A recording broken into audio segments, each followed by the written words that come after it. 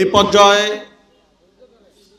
বক্তব্য নিয়ে আসছেন ইসলামী যুব আন্দোলন মোহাম্মদপুর থানা শাখার সংগ্রামী সভাপতি ইঞ্জিনিয়ার আতিকুর রহমান। ইসলামী শ্রমিক আন্দোলন বাংলাদেশ মোহাম্মদপুর আদাবর শেরে বাংলা কর্তৃক আয়োজিত আজকের ঈদ পুনর্মিলন অনুষ্ঠান।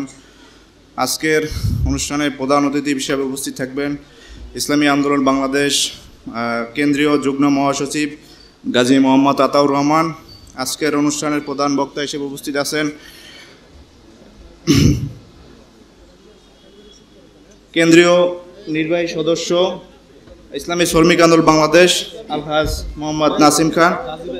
আজকের অনুষ্ঠানের সম্মানিত সভাপতি ও আমার উপস্থিত সকলকে আসসালামু আলাইকুম। আজকে ইসলামী শ্রমিক আন্দোলন বাংলাদেশ প্রতিষ্ঠিত লগ্ন থেকে এখন পর্যন্ত শ্রমিকদের ন্যায্য ইচ্ছা থেকে একটা বলিষ্ঠ কণ্ঠস্বরে উপস্থিত করতে পেরেছে বাংলাদেশের শ্রমিক অঙ্গনে। সেগুলোকে কাজ করেছেন ইসলামী শ্রমিক আন্দোলন বাংলাদেশ। ইসলামী যুব আন্দোলন বাংলাদেশের পক্ষ থেকে তাদেরকে আন্তরিক মোবারকবাদ। আজকে বিশেষ করে আমাদের প্রধান অতিথি প্রধান বক্তা হিসেবে দিক নির্দেশনামূলক বক্তব্য রাখবেন। আমি আলোচনা দীর্ঘায়িত করব না, আমি সংক্ষিপ্ত সালাম বিনিময় করে আমার বক্তব্য শেষ করছি। ওমা তাওফিক ইল্লা বিল্লাহ।